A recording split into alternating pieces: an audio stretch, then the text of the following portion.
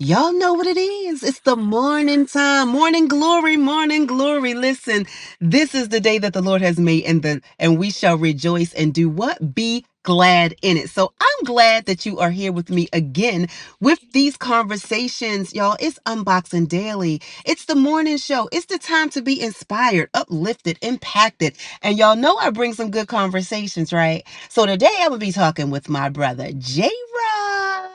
And listen, y'all, listen. When I tell you understanding connection, spiritual connections, right? I know that we usually have friends that we've known for 57, 11,000 years or whatever, but then sometimes come to find out they're not even our friends.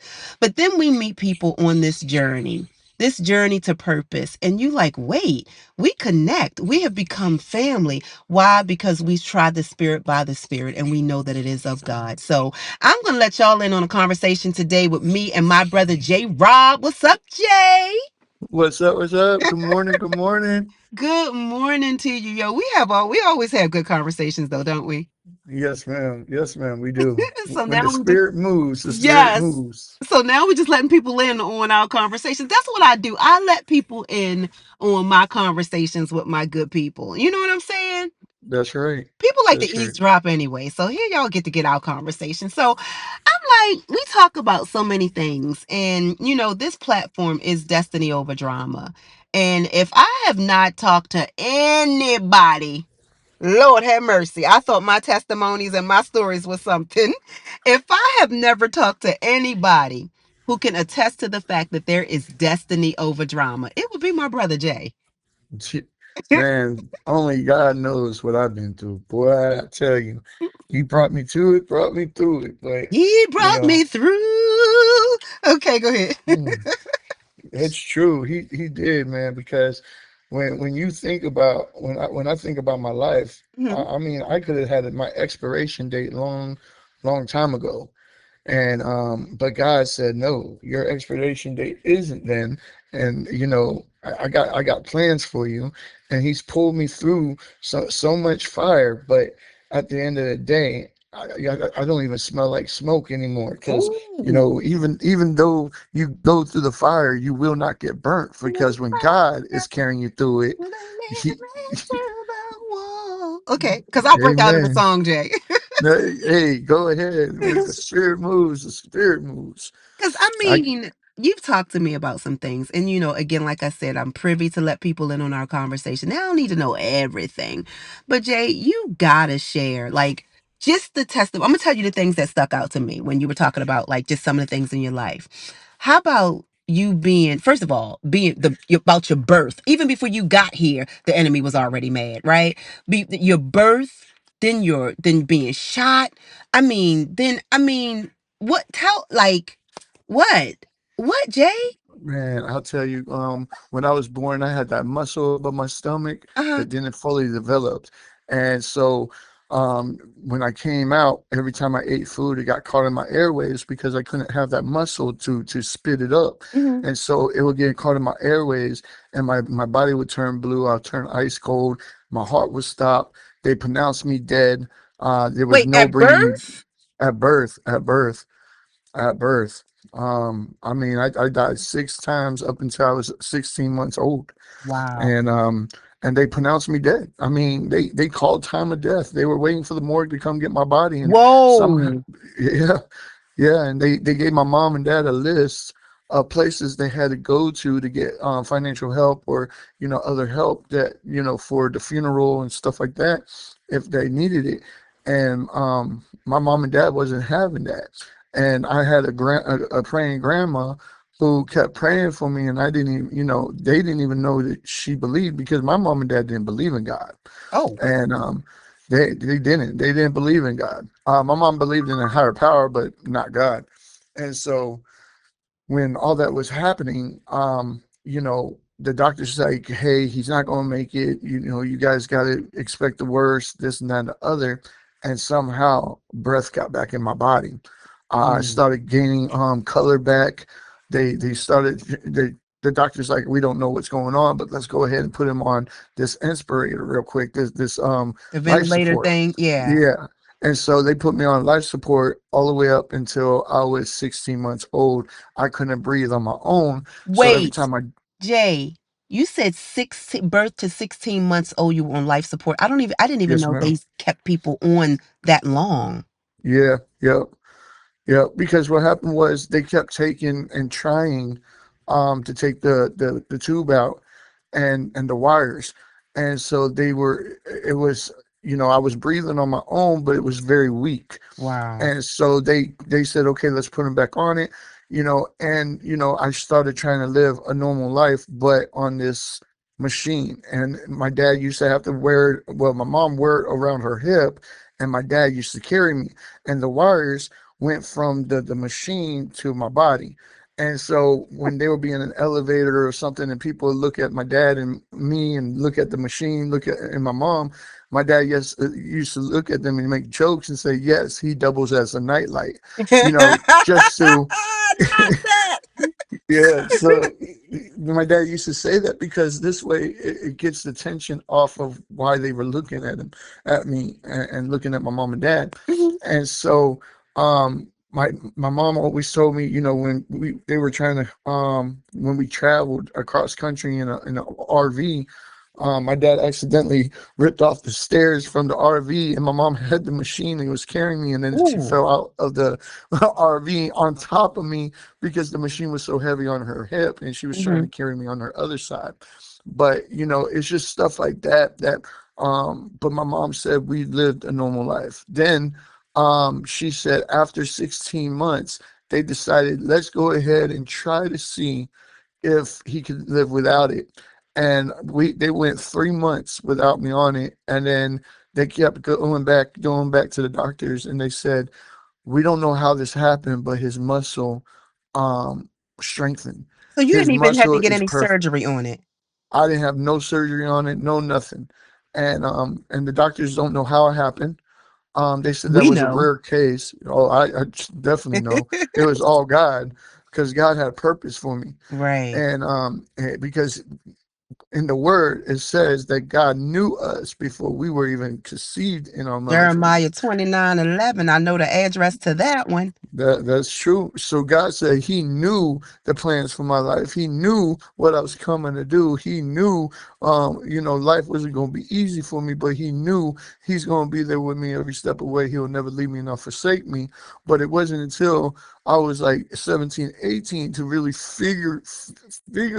like really understand and figure it out on my own, Uh-huh. that's God. And that's when I stopped cussing and stopped doing all the stupid stuff, But because I wait, didn't like before the. we got to 17, Jay, I Oh think yeah, yeah, something you're happened. right.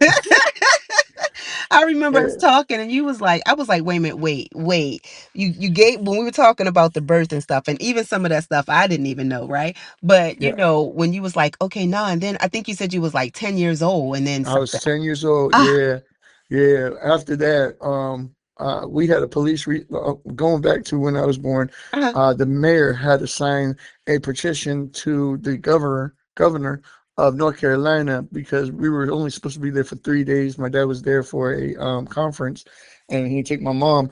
And so the governor approved what the mayor wanted, and they had a police escort me from North Carolina all the way back to New York where we were living, because we had to get a police escort, because the battery on the of the life a support ventilator thing. can, Okay, yeah, yeah, can only last so long. I think it's like 7 hours, 6 hours. I can't remember exactly.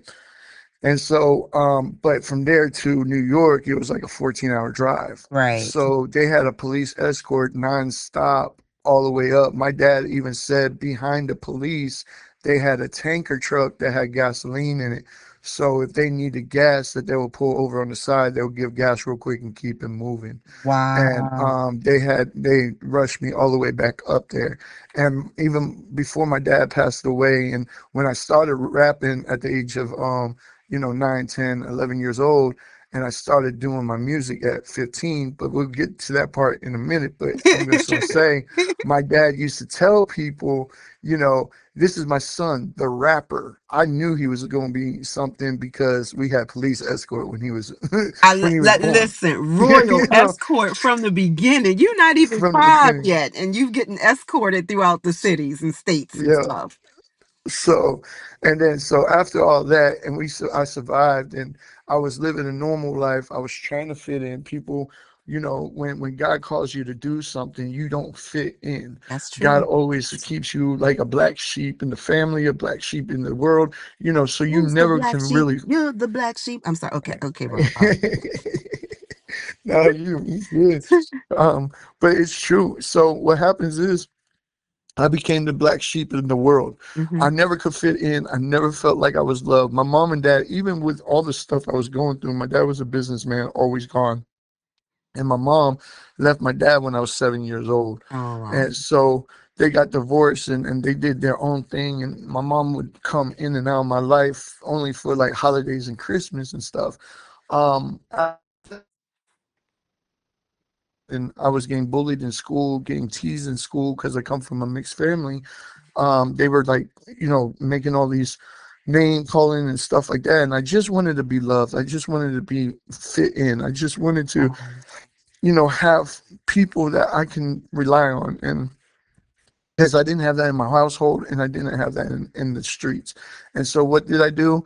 I ended up started hanging out with the wrong crowd. I met this kid named Raul. He was 12, I was 10. And he said, "Hey, you want respect from everybody at school?" And we were in New York at the time. And I'm like, "Yeah, I do." He's like, "Well, meet me after school. I'm going to introduce you to my cousin." And so I went with him and met up with him at this it looked like a car like mechanic shop. mhm. And so we went in there and he said, "Hey, this is my cousin, 50 Cent, 50 Cent, this is my cousin, Wait, not the no, no, rapper." I was just getting ready to say, no, wait, first of Nah, all, I'm listening to you talk, what I'm picturing it. And I'm like, this is like a NBC, ABC television show. Like, you got the y- chop shop, you in New York, you got the little kids. I'm like, this a the whole it's script. a movie. I'm telling you that's what I'm saying. Everybody says my life was a movie since day one. Mm-mm. And that's why I try to make a movie called God's Still Writing My Story. Okay. Um, Well, or we working God's on Got so Me much movie. stuff. So, Yeah, everything in its time, I'm always talking to you about God's timing, and he hasn't that's let right. you down yet. His timing is That's right. always, he keeps showing up for you in his time. So wait a In minute, his time. we at the chop shop. Cause I'm like this. Look, I got my popcorn. We at the chop shop. Okay. Yeah, so we're at the chop shop. He went in and he called out his cousin, who happened to be 50 Cent, not the rapper, but a big time drug dealer in New York at the time. That I didn't know that though. Um, so I introduced him, and he's like, "Hey, you want to make money?" And I said, "Sure." So he told me and Raul every day he wants me to come by the shop, pick up 2 duffel bags, and take it to school every day. When what he's going to do is there's going to be a drop to put down the bags before we get to the school in an alleyway. He said, "Can you do that?" And I'm like, "Sure." So he said, "What I'll do is I'll pay each one of you $1,000 every time you do it." 10 years old, $1,000. Man, you was living up. That was all the Yeah. penny candy you ever wanted to eat. Oh, I'm telling you. And being 10 years old, $1,000 was a lot of money. Oh my gosh, yes. So what happened was, so that's what we were doing every day. We would do that. We would put the bags in the alleyway and we would walk to school every day. And then so after we got paid, I was like, man. So what I used to do is I used to take $500, put it under my mattress in my bed, and I used to take the other 500 and go buy gear, meaning like the new Jordans, and go get Right. Nike pants and Nike shirts and hats, and start trying to fit in with everybody, trying to be cool with brand new gear and all this Right. stuff. Now let me ask And a crazy so, question though, Jay. Your yeah, family. Nobody ever asked you how you was affording your own J's and gear and stuff? no, it wasn't until my dad came in, about, I would say I was like 3 or 4 weeks in, and I already saved up. I think it was like $3,000, $4,000 under Mm. my mattress. And my dad came in and because my dad was always gone. Oh, He okay. was never home. So he didn't know. And so, I was always self-defending for myself and doing, my own thing. And so my dad, I never had anybody to say, "Hey, do your homework," or "Hey, Wow. make sure you come in before the street lights come on," or I was free to do basically whatever I wanted my whole life. Wow. And I think that's why sometimes I get off rail sometimes because I'm so used to doing everything on my own that it's hard to trust anybody and have a team to help me Gotcha. do anything because I never had that.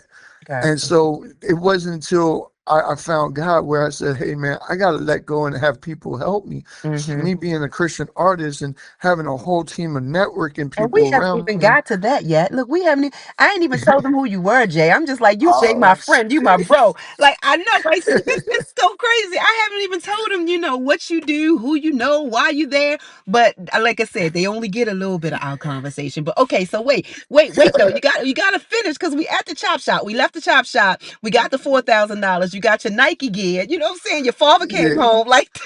So my dad came home and he had his the lady that was cleaning the house. He had her go into my room and to change the mattress bedding and stuff. Hmm. And my dad was ordering a new mattress for me for the house. And so when she came in and she lifted up the bed, she found all the money and she took it to my dad. Oh And wow. he said, "Where did you find this?" And he said, "It was under your son's bed." So my dad automatically thought maybe I took it out of the trust fund or something. But he said, "But wait, I didn't give him his bank card. How did he get this?" Wow. So my when I came home from school, my dad sat me down and he said, "How did you get this money?" And I told him I've been working. And he said, "Doing what?" I'm like, "Well, just doing odd jobs for people." That's all I said. Hmm. And so in about 3 weeks after he found that out, I started making so much money where I was bagging it and burying it in the backyard and putting like little sticks in the ground so I Now. know where the bag was at. Now we New you Jack know, City, and I'm just listen. You now we New Jack City. All right, go ahead. Yeah, so that's what was going on, and then so about 3 or 4 weeks later, um, because I didn't want my dad finding the money no more, so I used to bury the money in the bag in the backyard, Uh-huh. and so 3 weeks later, we after we got out from school and we went back to the chop shop, the guy came up to us. He said, "Listen, I don't want you and my cousin walking together no more. I need you guys to walk 6 feet apart from each other." And Raul was like, "Why?" He said, "Because there's some new cats in the on our block who's trying to take over our clientele, and we have to take care of it. So until we can take care of it, I need you guys to stay separate. Just walk at least 6 feet apart from each other. Hmm. Don't act like you guys are walking together." And so we were like, "Okay, fine." So 2 days after he told us that, we were walking. Raul was in front of me, I was behind him, and we were walking. We were almost to the drop. This black car pulled up and just started spraying rounds outside of the car. Wow. I saw Raul hit the ground real quick, and then I felt a burning sensation in the back of my head. I went like I put my hand back there, I pulled my hand, I saw the blood coming down my hand, and I was started shaking. I took off the duffel bag, threw it down the alleyway that we were at. I rubbed my hand on the ground, like going towards the alleyway, and there was a car next to me, so I pushed myself up under the car, and I tried to shove my feet to my waistline into the drainage area under the car. And as I was doing that, I'm holding the back of my head, looking out of the front of the car Hmm. when the black car spun back around. They got out of the car. I remember the Tims and the black pants that they had on, I can't. and they executed my friend with the gun to his forehead, and then they ran down the aisleway because they saw the bloodline. One guy ran down the aisleway, looking in the dumpsters, kicking the garbage bags, and trying to find out where I was at. And when the sirens of the police were coming, they said, forget him, grab the bags, let's go." They grabbed the bags, they jumped in the car, skidded off, and I tried to roll myself out from under the car when I heard the sirens, and then that's all I remember until 4 months later when I came out. when I You 10 came years out of a old coma. and you was in a coma for 4 months. 4 months. And in that 4 months, people don't really understand that there's three heavens, um, three levels of heaven. There's the earth heaven that we're on right now. Then there's another new earth heaven, and then there's heaven itself. Right, right. And so God brought me to the new earth heaven. And how do I know it was the new earth heaven?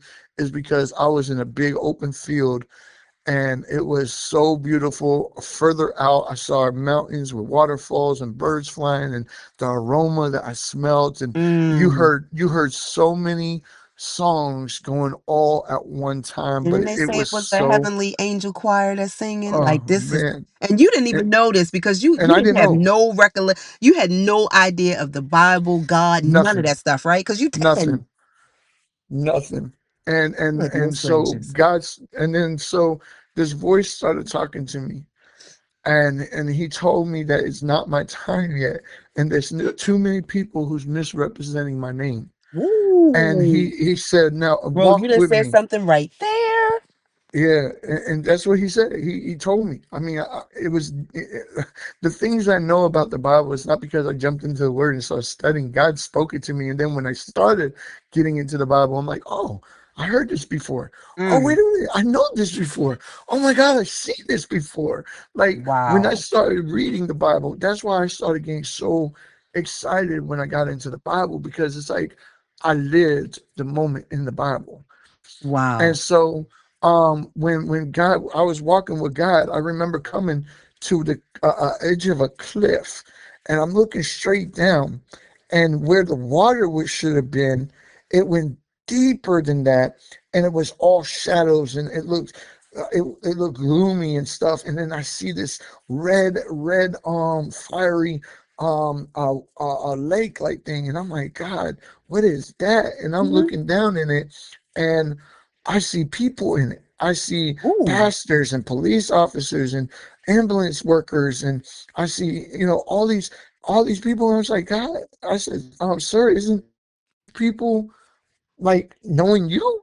And he said they knew my name and they spoke of me, but they never knew me. wait, wait, wait, wait. Selah, pause, all that. Oh gosh, because it is so many people right now, though, Jay, that they're going to church, they speaking in tongue, they twirling, flipping, all that stuff, and honestly, gonna get to the place where they are face to face with God, and He say, "Depart from me, I never knew you." And it's so crazy of what you're saying because it's like, we really gotta know and have a relationship with Him and not You know, religion. It's not about, and I always it's say not this. about religion. It's not, and I always say this, even like I said, as a licensed ordained minister in the Christian faith, I do not steer people away from going into the building. That's not. I'm not. Look, I'm not out there picking and don't No, go in. All I'm saying is I'm a champion for people to have a relationship with the true and living God, so that you can be secure in who you are and who you are in Him. That's all I'm saying. Is sometimes us going to the building that convolutes stuff. It actually starts confusing us. It's too many voices that we're hearing, and it's hard to hear His voice. That's all I be saying. So, but see, that's what I tell people. The building that they call a church, it's a hospital for your soul. mm, You understand? That's a place that you go to worship and you seek God for all his understanding. But God says, seek me and that's first. anywhere. Seek the kingdom of heaven That's anywhere. That's Walmart. first. That's at the park. That's at yeah. You could be in your car, Mm-hmm. you could be in Walmart, you could be in the parking lot of Walmart, you could be in Target, you Mm-hmm. could be at the gas station. But God says, get behind closed doors Yeah. and have an intimacy time with me. Mm. So my what I always tell people is, can you do what you do behind closed doors in front of the church? Ooh, listen. Can you I'm just can you letting Rob, can you Jay, you hitting him in the head. I told you it was a little bit of conversation. You hitting him in the head with so much stuff because that's so right. And I always tell people, Jay, do what's right because it's right, not because somebody's looking. My thing is, can you unlock your phone and give it to any of your church members at church and let them go through all your pictures, all your Facebook, all your Instagram, all your TikTok, Even the hidden all your files. messages, all of your DMs. Can you let them go through everything and say that you're 100% loyal to God? Man, listen. This conversation, it has to have commercial breaks. It's cliffhangers and leave you coming back and everything because this is wow. But wait. Okay. So, all right, we in the hospital. We out. Where's Raul? Raul, unfortunately, did not make it. Wow. His cousin came to the hospital. I want to say maybe 2 hours before my dad did. I don't remember like the actual time, but I do remember waking up and I'm looking up at the ceiling, and that's the first time I basically talked to God, outside of where He just took me, because I said, God, what did I do? Am I Mm-hmm. dead now? Mm-hmm. Because I didn't hear Wow. Him no more. Wow. See, I never saw God or Jesus. I never saw them face to face, Right. but I Right. felt the presence and I heard him. But he revealed himself to me in dreams. And even when I was daydreaming, I was dreaming that I was laying on a cliff Mm-hmm. looking at the sky, and there was a lightning bolt. And then turned around, and I didn't see him, but I saw the back end of him with the white garment and the long hair. And he said, "My son, I'm still with you." And Wow. then the next thing you know, I closed my eyes, opened it again, and he was gone. Wow. And then later on, I had a dream that I was walking down this white hallway, and each on this white hallway there was doors on every side of me, with a gold plate with a name etched on it. And I heard the voice say, "My son, stop and turn to your right." Mm. I stopped and turned to the right, and there was this white door with a gold handle and a gold plate on the door that had my name engraved. Mm. And I felt like a little kid at Christmas time, where I wanted to open that door and pull it wide open to see what was behind it. And when I grabbed that knob to pull it, it was locked. Ooh. And he said, "Every blessing, everything that I want to give you is behind that door, Wait. but only Wait. you have the key." But wait, and the thing about it is, and again, just kind of going scripture, right? It says, in my father's house there are many mansions. So you talking and saying that these doors and mansions are there, that you were actually there, is really in a testament to.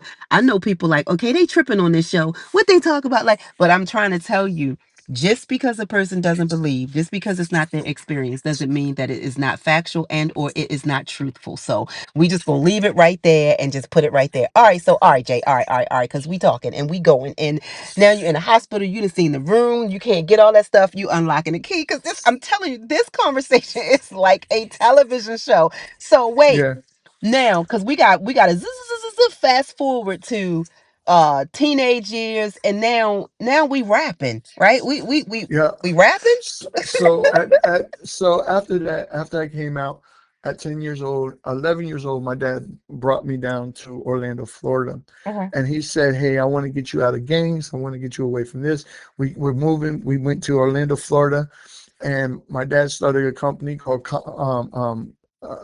Coach America, the touring company. Uh-huh. And he said, "Listen, I know I'm always busy. I'm always on the road, but I want to get you out and doing stuff." So he signed me up to acting school, Mm-hmm. where I went to acting school.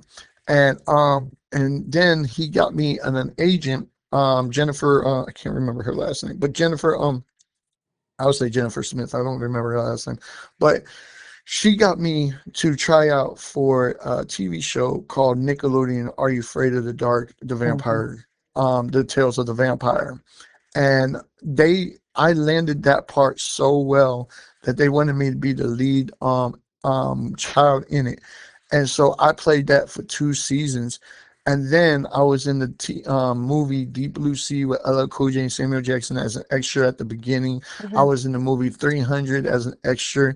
I was in Sharknado 3 as an extra, and I was in the movie uh, what is American Gladiator as an extra. Mm-hmm. So I was on all these shows and on all these movies, and so I wanted to get back into acting. And then my dad took me to my grandmother's house, and at that time, um, my cousin.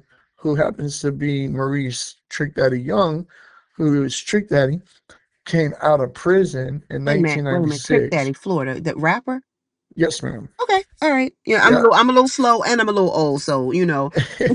Okay. He's a rapper. Because my grandmother's cousin is Chubby Checker, and I my can't. I can't. I and can't. my Listen, we cousin talk, but I'm is having a Trick Daddy. conversation now, and you giving people stuff I didn't even know, and we talk just about every day. But all right, go ahead. All right, go ahead. Yeah, so Maurice Trick Daddy Young came out of prison and he was sitting on my grandma's couch and he was rapping music. And my grandma's like, why you have to use those words? Why can't you do like Christian rap or something? Because there's a new guy coming out called Kurt Franklin. I know his manager. She goes to my church. Well, I could get you linked in. And he said, no, auntie, I can't do that. I got to do it for the streets, blah, blah, blah, all this stuff. So for them to get him, on a straight line, Hmm. my Aunt Pearl and my grandmother made him be like almost a babysitter to me. So I watched Trick, go from just getting out of prison to meeting DJ Luke, who later became Uncle Luke, and Ted Lucas, who was just a promoter at the time, um, came up and Uncle Luke was like, "Hey, I want to take you on tour with me," and he said, "I can't. I got to stay in the street. That's where I get my money." Ted Luke is like, "Well, I will put money behind you. I want you to get on the road with him, and I'm going to open up. I have an idea of opening up a record company called Step Aside Records." Hmm. And so what happened was he went on tour, he did his thing, and he blew up. Well, at that time, because I can't go on tour with him, I wasn't nowhere around him at that time. My dad went to Brazil, and he left me at home with the people that would clean the house and two neighbors down the street, Faye and Bonnie, who used to come over and check on me. Well, when my mom found that out, at the time she was living in Alabama, and she came down to Florida, picked me up, and brought me up to Alabama. And then she was trying to get me to be put in school, and she couldn't because she had no custody over me. My dad had full custody at the time. So my mom told my dad, give me joint custody. So I'll have custody over him out over Alabama. You have a custody over him out of Florida, and we can, let us work together. Hmm. My dad said, okay, he agreed, and he did it. Well, then my mom took him to court and sued him for money, Oh for child wow. support, and all this stuff. So it was all about money to both my mom and dad, about me, and that's why I never felt loved or wanted my whole life. Yeah. My mom didn't care what I did; she just wanted the money. And I And your remember my dad kind of mom. cared, but he just didn't have the time. Yeah, exactly. Gotcha. And so what happened was I was in Alabama. I was going through middle school and stuff like that. I was going back and forth. They kept sending me to Florida, going to Alabama, Florida, Alabama. It was a battle to the Hmm. point when I got into high school, they're like, listen, he's just gonna have to go get his GED because we're not gonna keep sending his transcripts back and forth all the time. Yeah. Because my mom and dad was battling against each other with me just because of money. But Right. anyway, that's besides the point. So going back to when I was 13, 14 years old, I started going into TV shows, and then I went up to Alabama when I was 13 and 14 years old. And then at that time, I was like, I started rapping. I started writing gangster rap at the time, and Hmm. I started rapping and putting my feelings on paper, doing basically what Trick did, and watching what he did, and following him and talking to him and stuff. And then, and I would be writing my music. And then I found out that there's a studio down in Gunnersville. I lived in Albertville, and I found out that there's a group down there that's kind of big in Alabama called the Alabama Villains. Who I was like, man. So I went to the studio just to sit in to see, and there was one girl in the studio at the time, and all the rest of the Alabama Villains wasn't there. She was a producer, singer, and a rapper Wow. for the group, and she made the beats. She sung, and she has amazing voice, very good. She's actually on my song "God's Got Me." She's Wow. also on the song. She still works for me till today, on my song "Take a Step Back." But her name is Lily, and Hmm. I was like, she's like, listen, let me help you. Let me make you some beats. She goes, how much money you have? I was like, I don't have a lot. Like, give me Hmm. $10, I'll give you 10 beats. Wow. And I was like, for real? So she'll sit there and she'll make me beats and then she start recording me. And then in 2004, I dropped my first album called Keep It. No, my first album was called Gangsta Ways 2004. Wow. And you was what? How old? At that time, I was 15 years old. I was Wow. 15 years old, and Lily produced my whole album. And if it wasn't for Big Wriggler, Big Slim, Flux, and all them, they jumped on my track. And Hmm. then Bun B from UGK came and did a song with the Alabama Villains, and I happened to be there. Hmm. And I said, man, I would love for you to get on one of my tracks. And he said, well, what's your track? I was like, well, I don't really have a song for it yet. So Lily's like, let me play you the beat. So he went in there and he rapped a whole verse on the track. And then I sat down and I wrote the hook. See, how I write my music is I write the hook first, and then I go back in talking about what the hook is saying. Right, right. Okay. And that's how I did it at that time. Now I write the verse and then I go back and I find a hook in the verse. Okay. But at that time, that's all I knew what to do. I'll come up with a title, and then with the title, I'll write a hook, and then with the hook, I'll make my whole verse and talk about how I felt inside Okay. at that time. But when he rapped his verse, I was like, man, this is going to be called this. And then I started doing my thing, and then we came out with a song. And then Jackie Chain came in, and he did a song with the Alabama Villains, and he did the same thing for me. Wow. And so I was like, wow. And then Lily's like, well, you know what, Jay? Let me jump on some tracks with you too. And so she jumped on and she sung some, she rapped some, and that album came out. And then I had a song, one song that was blowing up. It was called Gangsta Girl. Mm-mm. And so Gangsta Girl, I went everywhere. I went to New Orleans, So I you went to know we're gonna have Atlanta. to put this on the station, right? Because I need to find all this.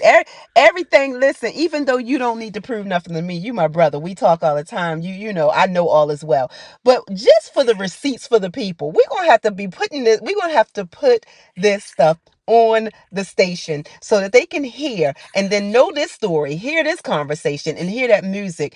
And it's no way they're not gonna understand, or no way they. It's undeniable that there is destiny over drama. All right, go ahead. All right, Jay. All For real, right. for real. And so, and nobody has my album at that time. We were selling in Best Buy, Circuit City, Music for Not Less. Circuit City. Um, yeah, Circuit City. It was in the stores, and I found one fan on my Facebook. His name was Adam. He said, "Bro, I still have your first shirt from your first concert. I Wow. still got your CD album." I said, "Bro, you gotta burn it. You gotta send it to me. I gotta hear it. Oh I my haven't heard it." gosh. And there's even a song on there that me and Lily did just as a joke because I dated one white girl my whole life, I and can't with you. I can't with you, Jay. and she came into the studio. I just got her nails done like 2 days prior to that. She came all the way to the studio. I was in the booth performing. She's banging on the glass door outside the studio. So Lily put her hand up and told me to stop. She went and opened it, found out it was my girlfriend Ashley. She came in and she started waving at me through the glass in the booth, and Lily just looked at me and she's just like, just to come out. Like she put her hand up to come out. So I got out of the booth and I said, Ashley, what's up? Why are you here?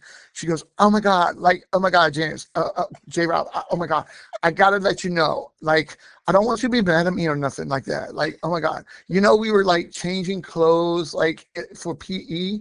And I'm like, yeah, okay. She goes, well, we had cheerleading practice like right afterwards, and like, oh my God, you won't believe this, but I broke my nail.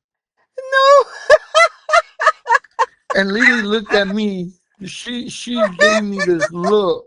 Lily gave me this look that I like. She's like, what? Like type of look, right? And she did her head like a nod, like, oh my God, like type thing. Oh my And gosh. so I was joking around. I was joking around, and I was like, Oh man, my I was gosh. like, yeah, I was joking around, and I was like, I was so joking around, and I said, "Well," and I said, "Well, if you need to, go ahead. Here's like $4 or $5. Go, go get your nail fixed, and just come back. Come back when you're ready. Whatever. Just go get it done." And then so we sat down on the couch, and Lily looked at me, and she goes, "Oh my God, Jayy Robb, like, oh my God, I can't believe that just like happened." And now Lily is, I mean, black as black can be. Like that's my road dog. Like, and she sounded so white, and I just started laughing at her. And she goes, and then she like swung her hair, like how Uh-huh. how she did it. So she swung her hair, and she goes, "Oh my God, Jay, I think I need to go now to like the gas station. I need like a block a mile," and like this.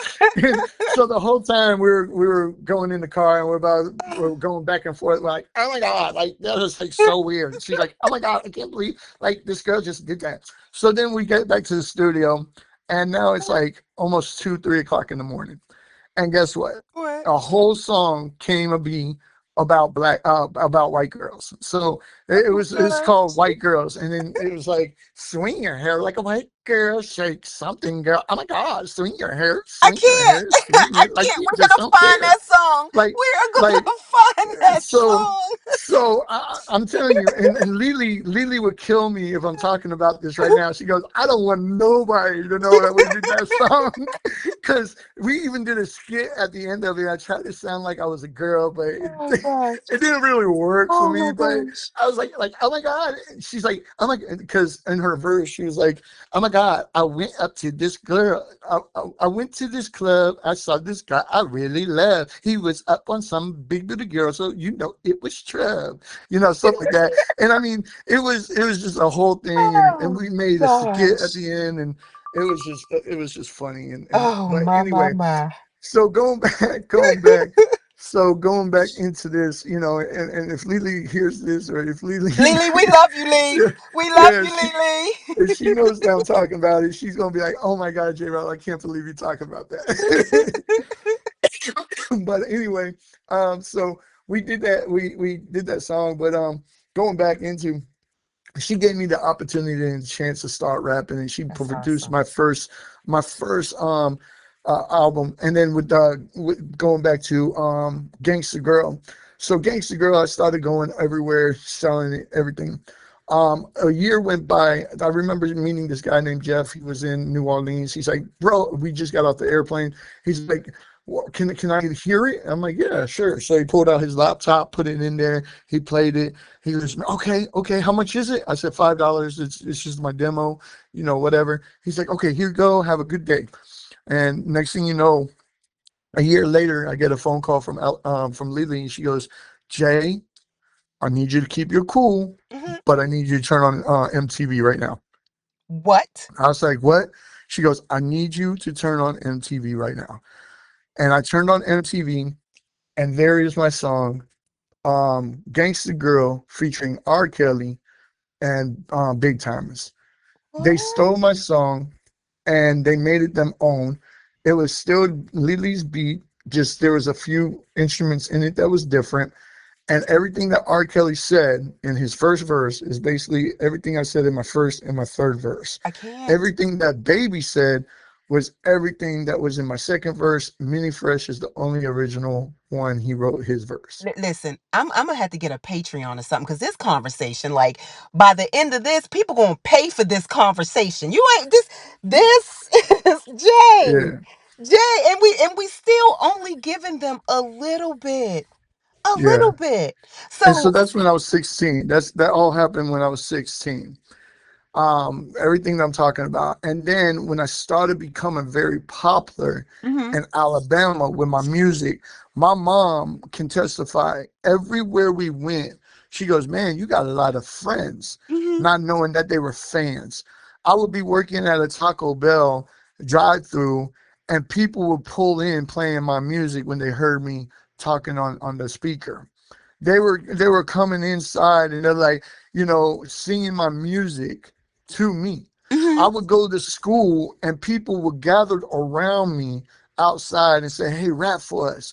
Or hmm I would be at the skating ring, and they're like, "Yo, can you rap for us?" Because there's one song that I have. It was called "Ready for War," and I rap very quickly on it, like Mystical or like Busy Bone. Mm-hmm. And I could rap really, really quick, and it's called Ready for War. Mm-hmm.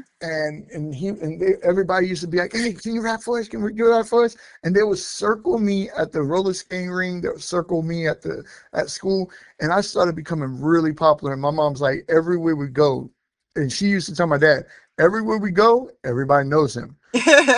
And my dad's like, "Yep, my son the rapper." That's what he He used had to say already all the spoke it, time. right? Yeah, he always said it, and he said, and my mom's like, "Yeah, I don't know what to do with him, and he's laid out at night doing his thing." And my mom didn't care as long as I came home or whatever, Mm-hmm. but she didn't care what I was doing. So I was always in the studio to like 2, 3, 4 o'clock in the morning, with Lily and stuff, and stuff like that. And then next thing you know, um, I get kidnapped. Um, Whoa. I Ha, was ha, ha. Dun, Yeah. dun, dun. Like dun, dun, So dun. Commercial at break. the Okay. at the age of 16 in 2001, no, in 2004, at the end of 2004, I got kidnapped. Um, I don't know what was happening. I moved. My mom didn't care about me, and this kid I became really good friends with at school. His name was Henry. He Mm-hmm. had a lot of medical problems, Mm-hmm. and he didn't have too many friends. And I was always helping him at school. I was carrying his bag.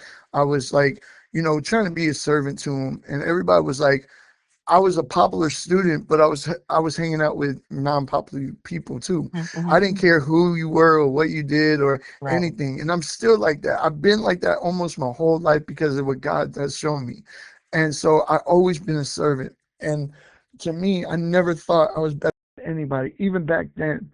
So I started hanging out with this Henry and his sister Joy. She was a dentist assistant, and his mom, Sylvia, eh, she asked me would I want to move into their guest house, not knowing that they were like loaded with money, Mm-hmm. like my dad was. But they said, "Would you want to move into our guest house?" Mm-hmm. And to help my son even more because he had a lot of medical problems. Mm-hmm. And I said, you know what? Yeah. So I went home, I packed all my stuff, and I moved into this place. Well, then my dad got friendly with the lady, and he paid her money to have me kidnapped. So Shut up. Wait. Mm-mm. Your father paid somebody to kidnap you. yeah, but I didn't know it at the time until I got Uh-uh. to Florida. No, no, no. Listen, listen, So listen, Jay. Jay, mm-mm. Jay, mm-mm. Mm-mm. Mm-mm. Because it's, listen, y'all, listen, the conversations that I have on my show, y'all not going to have me speechless when I'm the conversation person. That's not going to be happening. We not doing that. What we going to do, Jay, we just going to give them all your music, and we're going to tell them, maybe just one more thing, because they got to pay for this information. Even as your acting publicist, you will not release anything else in this here conversation, because I can't take it. They can't take it. They have to pay for the rest of this story. That's it. Wait a minute. Wait a minute. Wait a minute. Wait a minute. Wait a minute. Wait a minute. No. No. No. No. No. yes, ma'am. No. Yes, ma'am. Jay, no. Okay. Yes, Mm-mm. ma'am. Okay. No. No. Mm-mm. Mm-mm. You're gonna have to come back as a guest because I know it's more. But listen, y'all, you have literally just been invited to an exclusive conversation with Jayy Robb. Now, I'm gonna let him end it right here and just give you, like, where you can find his music, what he's doing on the OWL app and stuff like that. But y'all ain't getting to talk to my brother no more without having to pay. I'm gonna bring him back. But y'all gonna pay for the rest of this because you're not gonna listen. You pay for Netflix. You pay for, well, I was gonna say Tubi. You don't pay for Tubi. You pay for what is it? Paramount. You pay for Hulu, and you gonna pay for Out the Box, morning unbox daily morning show conversations with Renee. You gonna pay for this one. This one is an exclusive in my own little low key budget, low budget, exclusive, elusive, elusive, elusive. So that's how that's going. That's where you're gonna come in for that one. All right, Jay. Tell him something else. Tell him something about our app. Tell him about Oh your yeah. your So music that just dropped. But they not getting no more of our conversations. All right, so I'm an ambassador for a new app that you could do if you want to do marketing or just networking with people on, if you have an idea of broadcasting or if you have an idea of making an app or if you have an idea of doing a song or doing a songwriting, how to get into the music industry. I'm on there. There's so many different, there's coaches on there, there's wellness and fitness coaches on there, there's people that can tell you what to eat to lose weight that's on there. And you could download the OWL app. It's OWWLL. And for this, we're gonna Yeah. talk to Al because Al's gonna have to sponsor this here show. Yes, ma'am. Uh-huh. And so, and you could download that app and you could call me anytime. If you use my code to get on that app, you'll be able to get free $10.